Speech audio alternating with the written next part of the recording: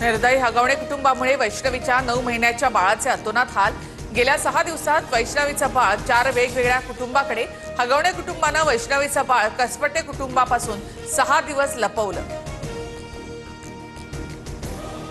हगवणेंच्या दोन्ही मोठ्या सुनेने दाखवले मारहाण झाल्याचे फोटो। मोठ्या सुनेला मारहाण होतानाचं सीसीटीव्ही फुटेजही समोर। हगवणे कुटुंबाच्या काळ्या कारनाम्यांचा मोठ्या सुनेकडून पर्दाफाश। हगवणेंची मोठी सून मयुरीच्या तक्रारीची महिला आयोगाने दखल घेतली असती तर वैष्णवी जिवंत असती। सुषमा अंधारेंचा आरोप। तर महिला आयोगाकडून दुर्लक्ष झालं असेल तर कारवाई होईल, आदिती तटकरे यांचं आश्वासन। भारत पाक संघर्षात अमेरिकेच्या मध्यस्थीचा दावा जयशंकर यांनी फेटाळला। भारत पाकिस्तानमधील थेट चर्चेनंतर युद्धबंदी, पाककडूनच युद्धबंदीबद्दल आधी चर्चा सुरू। एस जयशंकर यांच्याकडून स्पष्ट।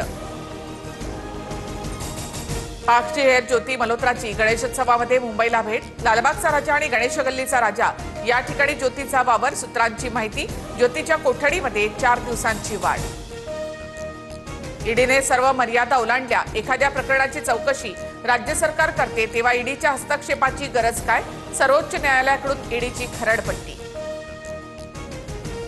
अभिनेता सलमान खानच्या गॅलेक्सी अपार्टमेंटमध्ये अज्ञाताने अचानक प्रवेश केल्यामुळे खळबळ।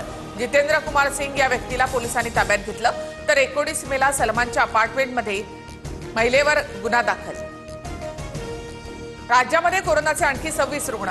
राज्यातील एकूण कोरोना रुग्णांची संख्या 132 वर। सर्वाधिक रुग्ण मुंबईत 25 रुग्ण। वॉशिंग्टनमध्ये इस्रायलच्या दूतावासातल्या 2 कर्मचाऱ्यांची हत्या। यहुदी म्युझियमजवळ 2 इस्रायली कर्मचाऱ्यांवर गोळ्या झाडल्या।